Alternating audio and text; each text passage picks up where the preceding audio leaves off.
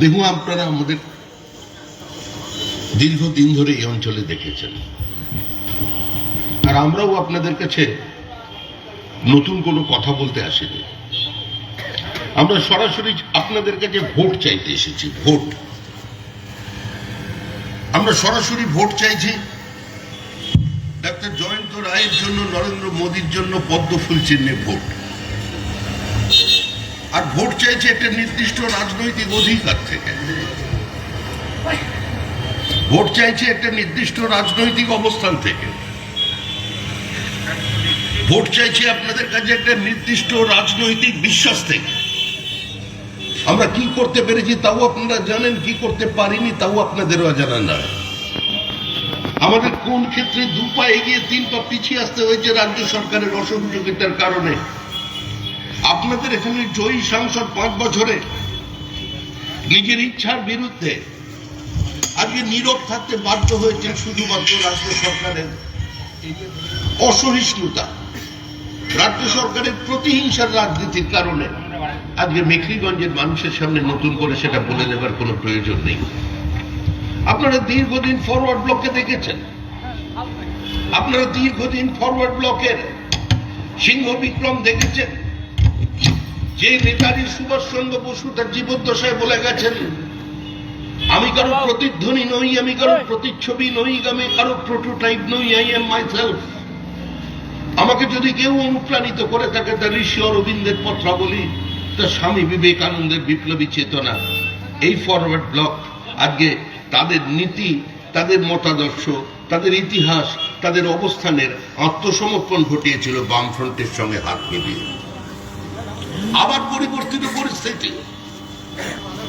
2011 সালে মানুষ জানতেন দীঘা গোয়া হবে না, কলকাতা লন্ডন হবে না, দার্জিলিং সুইজারল্যান্ড হবে না, প্রত্যেকটা মহকুমায় একটা করে সুপার স্পেশালিটি হসপিটাল তৈরি করে দেওয়া যাবে না। কিন্তু তাও মানুষ ভোট দিয়েছিলেন একটা নির্দিষ্ট রাজনৈতিক অবস্থানের স্বার্থে একটি 34 বছরের বাধ্যতার সংস্কৃতিকে মানুষের বুকের উপর থেকে সরিয়ে দেবার প্রয়োজন। আজ মুখ্যমন্ত্রী উত্তরবঙ্গে পড়ে আছেন। এর আগে কোনদিন মুখ্যমন্ত্রী মমতা বন্দ্যোপাধ্যায় কোন নির্বাচনের আগে এত উত্তরবঙ্গ ভ্রমণ করেননি। তিনি যাচ্ছেন, তিনি দরজায় দরজায় বলছেন ফিরাবে কি শূন্য হাতে। কারণ গতবারও তৃণমূল উত্তরবঙ্গে খাতা খুলতে পারেনি। মমতা বন্দ্যোপাধ্যায় বুঝতে পেরেছেন এবারেও তৃণমূল কংগ্রেস উত্তরবঙ্গে খাতা খুলতে পারবে, কারণ উত্তরবঙ্গের মানুষ প্রতারিত হয়েছে। তৃণমূল কংগ্রেস প্রবঞ্চনা করেছে। বঞ্চিত উত্তরবঙ্গ, অবহেলিত উত্তরবঙ্গ, পিছিয়ে পড়া উত্তরবঙ্গের বক্তৃতা দীর্ঘদিন কলকাতায় বসে নেতারা করেছেন। মুখ্যমন্ত্রী ক্ষমতায় আসবার পরে উত্তরকন্যা তৈরি করলেন, বললেন উত্তরবঙ্গের মানুষকে আর কলকাতায় ছুটতে হবে না, উত্তরবঙ্গের মানুষ এবার সরাসরি উত্তরকন্যায় যাবে। সরকারি সচিব, বিধায়ক, মন্ত্রীরা প্রতিদিন নিয়ম করে প্রতি সপ্তাহে উত্তরবঙ্গ ওই উত্তরকন্যায় পৌঁছে যাবেন। আপনারা চিন্তা করুন কোন সমস্যার আপনাদের সমাধান করলেন মুখ্যমন্ত্রী। কত টাকা বাজেটে খরচা করেন উত্তরবঙ্গের জন্য। বাজেটের নামমাত্র টাকা। একজন উত্তরবঙ্গের বিধায়কের নাম বলুন, একজন উত্তরবঙ্গের মন্ত্রীর নাম বলুন, যিনি উত্তরবঙ্গের মাটিতে দাঁড়িয়ে আপনাদের সামনে চোখে চোখ রেখে বলতে পারেন, হ্যাঁ আমি বিধায়ক বলছি, আমি বিধানসভায় দাঁড়িয়ে প্রশ্ন তুলেছি যে উত্তরবঙ্গ এত কম টাকায় কোন পরিবর্তন এনে দেওয়া যাবে। মুখ্যমন্ত্রী আপনি আমাদের অর্থ বরাদ্দ বাড়ান। কোন মন্ত্রীর সাহস হয়নি, গৌতম দেব সাহস করতে পারেনি, আপনাদের রবীন্দ্রনাথ বাবু সাহস করতে পারেননি। আর পরেশদা তো ঢুকলেন আর বেরিয়ে গেলেন, করবার সময় কখন। এক অদ্ভুত রাজনীতি তৈরি হয়ে গেছে পশ্চিমবঙ্গের মাটিতে। মুখ্যমন্ত্রীর বক্তৃতা শুনে মনে হচ্ছে তিনি বিধানসভা নির্বাচন লড়তে এসেছেন। আর এটা বিধানসভা নির্বাচন নয়, লোকসভা নির্বাচন। 42টা আসনের নির্বাচন নয়, 543টা আসনের নির্বাচন। মুখ্যমন্ত্রীর নির্বাচন নয়, প্রধানমন্ত্রীর নির্বাচন। আর আচ্ছা আপনারা চিন্তা করুন, আপনারা প্রত্যেকেই বাস্কেটবল খেলা কাকে বলে জানেন? প্রত্যেকেই আপনারা বাস্কেটবল দেখেছেন, একটা উঁচু লোহার গোল মতো থাকে। আমাদের গ্রামগঞ্জে খেলাটা কম হলেও কারণ আজকে টিভির দৌলতে প্রত্যেকে জানেন ওই খেলায় লাফাতে লম্বা না হলে ওই খেলায় আপনি কোনো সুযোগ করতে পারবেন না। আচ্ছা আমি বিজেপি পার্টিটা করছি এই বাপি গোস্বামীর আগে থেকে। এখানে যারা পুরনো মানুষ আছেন তারা বাপির থেকে আমাকে বেশি দিন চেনে। তাহলে তারা যদি ভালোবেসে কোনো টিমে বাপির পরিবর্তে আমাকে ঢুকিয়ে দেয় বাস্কেটবল খেলতে, তাহলে তার পরিণতি কি হবে আপনারা বুঝতে পারছেন। কার সঙ্গে কার ভোট দেবেন? বাংলার মানুষ কার গলায় মালা দেবেন? আরে যেখানে একটা রাজনৈতিক দল 45টা আসনে নির্বাচনে প্রতিদ্বন্দ্বিতা করছে সারা দেশে, আরেকটা রাজনৈতিক দল 543টা আসনে প্রতিদ্বন্দ্বিতা করছে। বাংলার মানুষ, মেখলিগঞ্জের সচেতন মানুষ, চেংড়াবাজার মানুষ, আজকে জলপাইগুড়ির মানুষ, আলিপুরদুয়ারের মানুষ, পাহাড়ের মানুষ কার গলায় মালা দেবেন বলুন তো? বড় মাল্য কার গলায় পড়াবেন? এই তো আমার সাইজটা দেখছেন, মানে আমি ধরুন 45, আমি 45-এর প্লেয়ার, আর বাপি বসে আছে এখানে 543-এর প্লেয়ার। আমার অবস্থা দেখেছেন তো? আমার অবস্থা দেখেছেন তো? আমার 60 বছর বয়স প্রায় হতে চলেছে।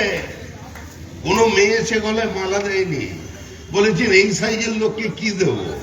পাশে তো অনেক লম্বা লোক দাঁড়িয়ে আছে, ফলে আমাকে রিজেক্ট করে চলে গেছে। আর এখানে এই ধরনের মনোবৃত্তি নিয়ে এরা বলছেন দেশের প্রধানমন্ত্রী হবে। আরে কার সঙ্গে লড়াই করবেন? নরেন্দ্র মোদী, যিনি কোভিড কালে 80 কোটির বেশি মানুষকে বিনামূল্যে রেশন দিয়েছেন, আগামী 5 বছর তিনি দেবেন ঘোষণা করে দিয়েছেন। যিনি মহিলাদের চোখের জল মোছানোর জন্য উজালা প্রকল্পে বাড়িতে গ্যাস পৌঁছে দিয়েছেন, সেই নরেন্দ্র মোদী। যিনি প্রত্যেকের বাড়িতে পানীয় জল পৌঁছে দেওয়ার দায়িত্ব নিয়েছেন, তিনি নরেন্দ্র মোদী।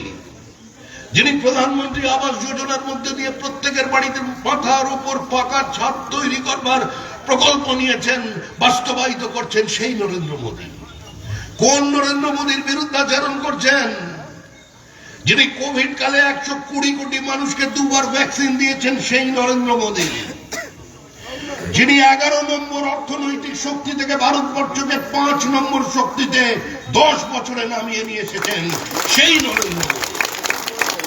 কোন নরেন্দ্র মোদীর বিরুদ্ধে লড়াই করবেন? যিনি বিশ্বের সমস্ত প্রোটোকল ভেঙে দিয়ে একজন রাষ্ট্রপ্রধান নরেন্দ্র মোদীর পা ধরে প্রণাম করছে, সেই নরেন্দ্র মোদীর সঙ্গে লড়াই করছে। কোন নরেন্দ্র মোদীর বিরুদ্ধে লড়াই করবেন? আজকে রাশিয়া ইউক্রেনের যুদ্ধে সারা বিশ্ব বলছে যদি শান্তির বার্তা কেউ নিয়ে আসতে পারে তিনি নরেন্দ্র মোদী। তাই নরেন্দ্র মোদীকে চাই। আজকে যে আমেরিকা একদিন তার ভিসা আটকে দিয়েছিল, সেই আমেরিকা আজকে মোদীর পায়ের নিচে পেতে দিয়েছে লাল রঙের carpet. Modi, Modi, Howdy Modi. America বলতে বাধ্য হচ্ছে, কারণ এই নতুন ভারতবর্ষ, প্যারাডাইজ শিফট হয়ে যাওয়া ভারতবর্ষ, এই ভারতবর্ষকে আজকে বর্তমান প্রজন্ম, আধুনিক প্রজন্ম, তরুণ শিক্ষিত সমাজ, আজকে অসহায় কৃষক, শ্রমিক, যারা রিক্সা চালান, যারা অটো চালান, যারা টোটো চালান, যাদের চোখের জলের হিসাব কোনোদিন কোনো সরকার রাখেনি, আজকে অ্যাপসের মধ্যে দিয়ে আজকে সেই মানুষদের পাশে আগামী 1 মাসের মধ্যে নরেন্দ্র মোদী দাঁড়িয়ে পড়বে। কিষাণ সম্মান নিধি এই সরকার তৈরি করতে দেয়নি, আমরা সরকারের পাশে দাঁড়িয়েছি। আমরা চেষ্টা করেছি বিজেপি সংগঠনের মধ্যে দিয়ে যাতে পশ্চিমবঙ্গের কৃষকরা বঞ্চিত না হয়ে যান, আমরা তার কথা বলেছি। আজকে এই নির্বাচনটা লোকসভা নির্বাচন, যখন নির্বাচন আসে প্রতি নির্বাচনের আগে তৃণমূল বলে ভবিষ্যতের প্রধানমন্ত্রী হচ্ছেন মমতা ব্যানার্জি। প্রত্যেক নির্বাচনের আগেই প্রধানমন্ত্রী হয়ে যান মমতা ব্যানার্জি। গতবারও বলেছিলেন যে 2019 বিজেপি ফিনিশ, 42-এ 42। মানুষ বুঝিয়ে দিয়েছে বিজেপি কি জিনিস। আজকে 18 পর্যন্ত গিয়ে আমরা থেমে গিয়েছিলাম, আমরা অমিত শাহের কথায় 22 পর্যন্ত পৌঁছতে পারিনি। আর আজকের দিনে দিদি আবার বলেছিলেন 1.5 বছর আগে ভবিষ্যতের প্রধানমন্ত্রী, তিনি প্রথমে ঘোষণা করে দেন, পরে যখন নির্বাচন কাছে এগিয়ে আছে তখন বলেন কি, আমরাই হব চালিকা শক্তি, সরকারের চাবিকাঠি থাকবে আমাদের হাতে, আমরা উঠতে বললে উঠবে, বসতে বললে বসবে। কিন্তু তৃণমূলের ভিতরের যে অবস্থা, ওই চাবি কার কাছে আছে? কালীঘাটের দিদির কাছে না, দিদির পরে উত্তরাধিকারী যিনি হবেন সেই ক্যামাক স্ট্রিটে চাবি আছে, কারোর জানা নেই। এই 2 বাড়িতে গিয়ে চাবির খোঁজ করতে করতে কর্মীরা ক্লান্ত, চাবি এখন হারিয়ে গেছে। দিদি চাবি খুঁজতে এসে গেছেন উত্তরবঙ্গে, এ প্রান্ত থেকে ও প্রান্ত ঘুরে বেড়াচ্ছেন, বলছেন বিজেপিকে ভোট দিয়ে কি পেয়েছো? আমি তোমাদের লক্ষ্মীর ভান্ডার দিয়েছি। আরে কোথায় লক্ষ্মী? অনেকদিন আগেই তো এই লক্ষ্মী এখান থেকে এই রাজ্য ছেড়ে রাজ্যটাকে লক্ষ্মী ছাড়া ঘোষণা করে দিয়ে চলে গেছে। 65 লক্ষ পরিযায়ী শ্রমিক, আজকে ব্যাঙ্গালোরের দ্বিতীয় প্রথম ভাষা হচ্ছে বাংলা। শিক্ষিত তরুণ তরুণীরা তারা এখান থেকে ছেড়ে চলে যাচ্ছে, শিল্পপতি এখানে নেই, ভিন্ন রাজ্যে পুঁজি সরে যাচ্ছে। আর দিদি আপনাদের সামনে দাঁড়িয়ে বলছেন আমি বাঙালি, আমি বাংলার মেয়ে, বহিরাগতদের কোনো জায়গা নেই। নরেন্দ্র মোদীকে তুই বলে সম্বোধন করছেন, কোমরে দড়ি পরিয়ে ঘুরবে বলাচ্ছেন। আসলে ব্যাপারটা কিছুই নয়, ব্যাপার হচ্ছে রাত্রিবেলা মাঝে মধ্যে ঘুম ভেঙে যাচ্ছে, দুঃস্বপ্ন, মোদীর দুঃস্বপ্ন। রাত্রিবেলা হঠাৎ অন্ধকারে দেখতে পাচ্ছেন যে সাদা কিছু চুল ঘোরাফেরা করছে, যখনই ঘুম ভাঙছে তখনই দেখছেন সাদা চুল, সাদা দাড়ি। আর সেই থেকে তখন আতঙ্ক শুরু হয়ে গেছে, আর আতঙ্কের প্রতিফলন দেখছেন আপনারা রাস্তায়। এতদিন পর্যন্ত কি ছিল দিদির কাছে? কালীঘাটের কালীমা। দিদি পয়লা বৈশাখের দিন নিয়ম করে যেতেন, দিদির দর্শনের পর তারপর পুজো শুরু হতো। এবার মা হাত তুলে নিয়েছে, বলছেন আমি বাঁচাতে পারবো না। কালী রিজেক্ট করে দিয়েছে তৃণমূল কংগ্রেসকে, এবার ধরেছে জগন্নাথ দেবকে, জয় জগন্নাথ। এবার বলছেন পুরী যেতে হবে না, আমি জগন্নাথ দেবকে নিয়ে এসছি আপনাদের বাড়ির দরজায়। আজকে দীঘায় জগন্নাথের মন্দির তৈরি হচ্ছে, জগন্নাথ ফাইল নিতে রাজি হয়নি, বলছে সম্ভব নয়। তারপরে শেষ পর্যন্ত ধরেছেন রামচন্দ্রকে, রামনবমী ছুটি দিয়ে দেখলেন আমাদের মুসলমান ভাইদের খুশি করা গেল না। হিন্দু মুসলমান নির্বিশেষে সবাই তৃণমূলকে ভোট দেবে। হিন্দুরা ভেবেছিল মমতা বন্দ্যোপাধ্যায়ের এই ছুটির কারণে রাম ভক্তরা উন্মাদের মধ্যে নেমে পড়বে দিদির জয়গান করতে, হয়নি। আজকে ঐতিহাসিক বিবৃতি দিলেন, আজকে দাঁড়িয়ে বললেন মনে রাখবেন 17 তারিখ হচ্ছে দাঙ্গার দিন, রাম সারা বিশ্বে পূজিত হচ্ছে, ভগবান রামচন্দ্র, রাম ভারত, ভারতী রাম। আজকে সেই রামকে দাঙ্গাবাজ হিসেবে মানুষের সামনে দাঁড় করিয়ে দিলেন মমতা ব্যানার্জি। আজকে রামের চরিত্র হনন করছেন, বলছেন রাম নারী বিরোধী, রাম সীতাকে তাড়িয়েছে, রামের কোন স্থান বাংলায় নেই। আজকে দাঁড়িয়ে বক্তৃতা করে বলে দিলেন আপনাদের এই জলপাইগুড়িতে যে যদি কেউ রামনবমীর দিনে গালিগালাজ করে, কারণ জয় শ্রীরামটাকে উনি মনে করেন গালিগাল, তাহলে যদি কেউ জয় শ্রীরাম বলে আপনারা সংযত থাকবেন, আল্লাহর নামে প্রার্থনা করবেন, দাঙ্গা লাগতে দেবেন না। এই মুখ্যমন্ত্রীর বিরুদ্ধে এখনো কেন নির্বাচন কমিশন কোনো ব্যবস্থা নেয়নি? কেন এই মুখ্যমন্ত্রীকে প্রচারের বাইরে পার করে দেওয়া হয়নি? আজকে আমরা যাচ্ছি নির্বাচন কমিশনের কাছে। আরে রামের দেশে বাবরের নাম, আপনারা তাকালেন দেখুন অযোধ্যার দিকে রাম মন্দিরের উদ্বোধন হচ্ছে, আর সেই রাম মন্দিরের উদ্বোধনের সময় পাশে থাকা সমস্ত মসজিদ, দীর্ঘদিনের যাদের সঙ্গে জমি নিয়ে বিবাদ ছিল, যে ভদ্রলোক মামলা করেছিলেন ওই রাম মন্দিরের জমি নিয়ে, একজন মুসলিম ভদ্রলোক, তিনি পর্যন্ত দাঁড়িয়ে ফুল ছুঁড়ে সমস্ত শ্রদ্ধালুদের আহ্বান জানাচ্ছেন। মসজিদের ওপর থেকে ফুল ছোড়া হচ্ছে রাম মন্দিরের বিভিন্ন যাত্রীদের দিকে, আর বাংলার মাটিতে হিন্দু মুসলমানের নামে এরা বিভাজন তৈরি করছে। মুসলমান মেরে মুসলমান প্রেম, বকটুয়ে কারা মারা গেছে? জীবন্ত মুসলমানদের পুড়িয়ে মেরে ফেলেছে মমতা বন্দ্যোপাধ্যায়ের সরকার। দক্ষিণ 24 পরগনায় 9 মাসের শিশুকে মায়ের কোল থেকে টেনে ছুঁড়ে ফেলে দেওয়া হয়েছে। কে করেছে? তৃণমূল কংগ্রেস সরকার।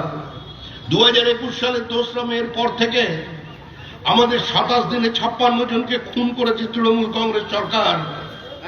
আর গত 1 বছরের হিসাব নিন, যত রাজনৈতিক হত্যাকাণ্ড, 90% মুসলমান।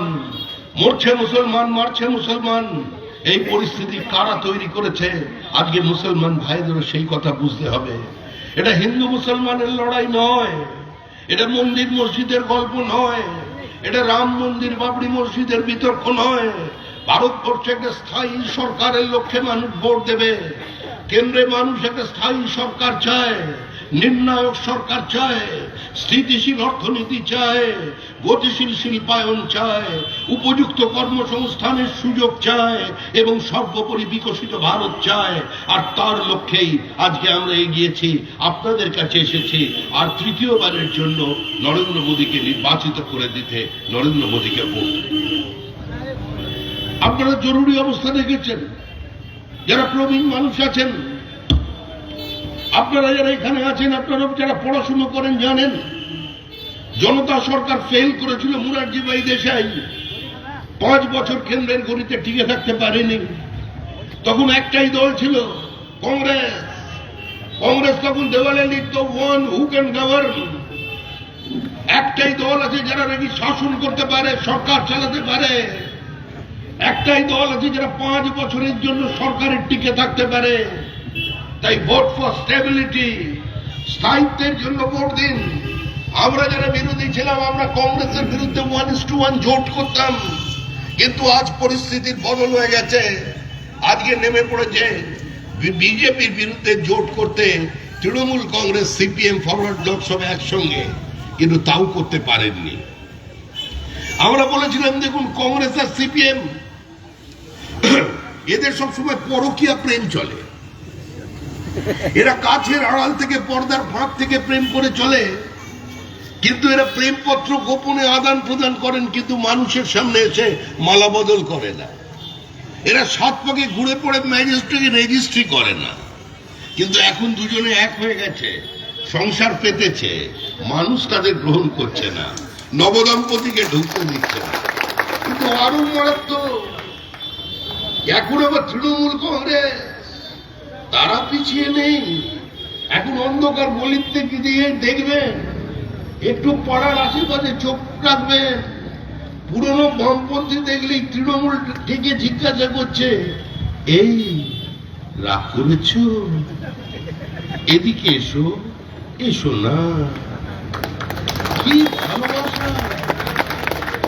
তৃণমূল কংগ্রেস আর সিপিআইএম এর কি প্রেম! পশ্চিমবঙ্গের লড়াই চলছে আর দিল্লিতে একসঙ্গে মোদীর বিরুদ্ধে পদযাত্রা। বলছে ইডি সিবিআই কে লেলিয়ে দিয়েছে। আরে কার বাড়িতে লেলিয়েছে? যেখানে ইডি যাচ্ছে, ইডি বলছে যেখানে দেখিবে ছাই উড়াইয়া দেখো তাই।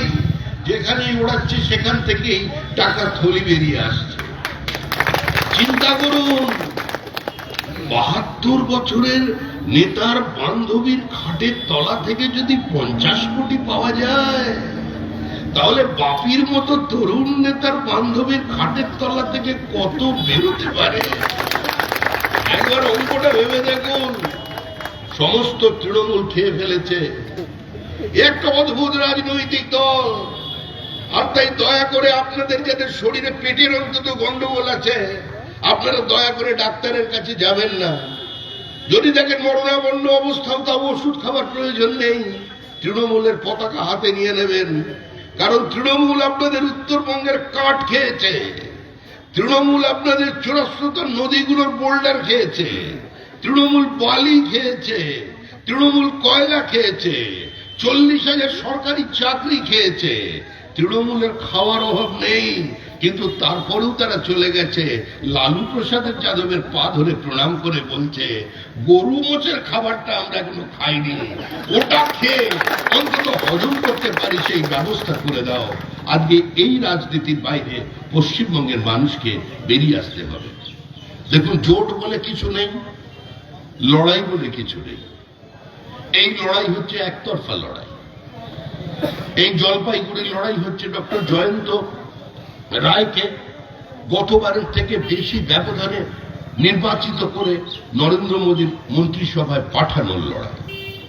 এই লড়াই আজকে জলপাইগুড়ির মানুষের অবদমিত কণ্ঠস্বরকে আজকে লোকসভার চার দেওয়ালের মধ্যে প্রতিধ্বনিত করার লড়াই।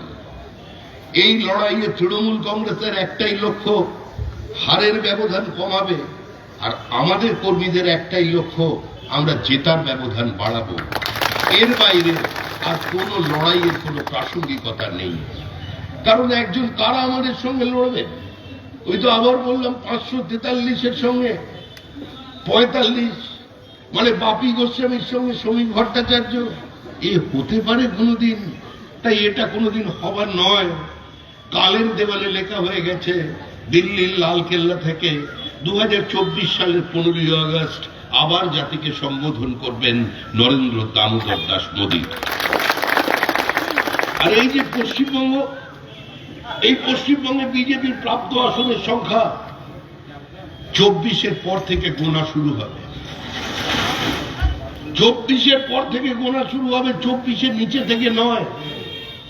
মানে 24 যখন পেরোবে, 25, 1, 26, 2, 27, 3, 28, 4, ছোট্ট ছোট্ট পায়ে চলতে চলতে ঠিক পৌঁছে যাব। আমাদের লক্ষ্য আমরা অর্জন করব। আপনারা নিশ্চিত থাকতে পারেন, এই জয় নিশ্চিত। খালি তৃণমূলকে ডেকে বলুন যে এই গরমে বেশি ঘোরাঘুরি করে শরীর খারাপ করবেন না। হিউমিডিটি বাড়লে অসুস্থ হয়ে লাভ নেই, কারণ এই লড়াইয়ে তৃণমূল কংগ্রেস নেই। দিদির চাবি হারিয়ে গেছে, দিদি উত্তরবঙ্গের চাবি খুঁজে বেড়াচ্ছেন। আর এই লড়াই অন্য যারা দল আছেন তারা কার্যত আগেই হারার আগেই হাত তুলে সারেন্ডার করে দিয়ে বলছেন ইভিএম বক্সে চিপ ঢুকিয়ে দিতে পারে।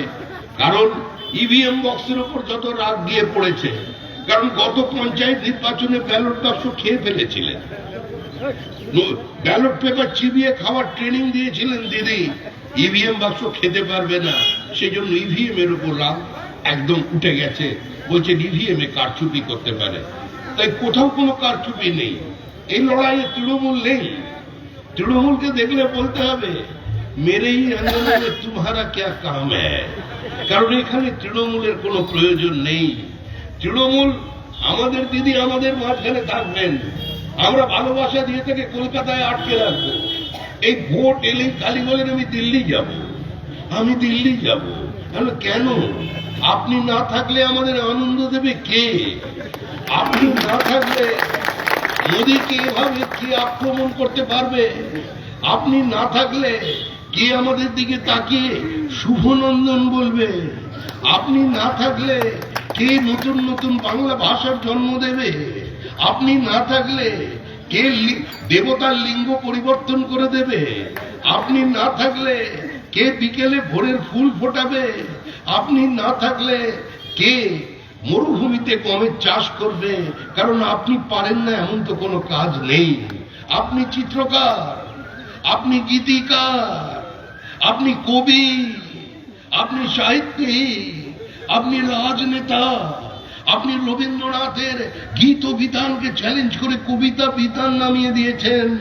আপনার সঙ্গে লড়াই করবার সাধ্য আমাদের নেই, তাই আপনাকে আমরা বাংলায় আটকে রাখবো। পয়লা বৈশাখে সকলকে অনেক অনেক অভিনন্দন। সবাইয়ের কাছে ভালো থাকবেন, এই বছর ভালো কাটুক প্রার্থনা করছি। যারা আমাদের সমালোচনা করেন, যারা আমাদের ঘৃণা করেন, যারা আমাদের ভালোবাসেন, প্রত্যেকেই অভিনন্দন, প্রণাম, ভালোবাসা, শুভেচ্ছা। আর দিদিকেও অভিনন্দন, দিদিকেও প্রণাম, এবং ঈশ্বরের কাছে প্রার্থনা করি ভোট এখনো 2 মাস বাকি। দিদির একটি চোট লাগার প্রবণতা আছে, দিদি যেন সুস্থ থাকেন, দিদির যেন কোনো জায়গায় আঘাত না থাকে। ধন্যবাদ। বিজেপি জিন্দাবাদ। আবার দেখা হবে। জয়ন্ত রায়কে কেন্দ্রীয় মন্ত্রিসভায় নরেন্দ্র মোদী হয়তো আশীর্বাদ দিয়ে যদি রেখে দেন, আবার আপনাদের মাঝখানে আসবো। এই লড়াই, মার্জিন বাড়ানোর লড়াই, এই লড়াই সবাই সামিল থাকবেন, সবাই ভালো থাকবেন, আনন্দে থাকবেন, ঠিকঠাক সময় গিয়ে ভোটটা দিয়ে দেবেন, যাকে ইচ্ছে তাকে ভোট দিয়ে দেবেন। আমরা দিদির মতন নই যে আমরা ওই কি যেন লক্ষ্মীর ভান্ডার দিয়েছি আমাকেই দিতে হবে, না হলে বন্ধ করে দেবো, এসব ব্যাপার না। যারা নরেন্দ্র মোদীর উজালা গ্যাস পেয়েছেন, যদি মনে করেন দিদিকে ভোট দেবেন, দিতে পারেন, যাকে ইচ্ছে তাকে ভোট দিতে পারেন। কিন্তু আমি তো বিজেপির থেকে এসছি, দেখুন আমি তো বলবোই বিজেপিকে ভোট দিন, জয়ন্ত রায়কে ভোট দিন, জয়ন্ত রায়কে পুনর্নির্বাচিত করুন, ভোটের মার্জিন বাড়ান, উত্তরবঙ্গের মধ্যে সবচেয়ে বেশি বড় ব্যবধানে জয়ন্ত রায়কে নির্বাচিত করে লোকসভায় পাঠান। ধন্যবাদ।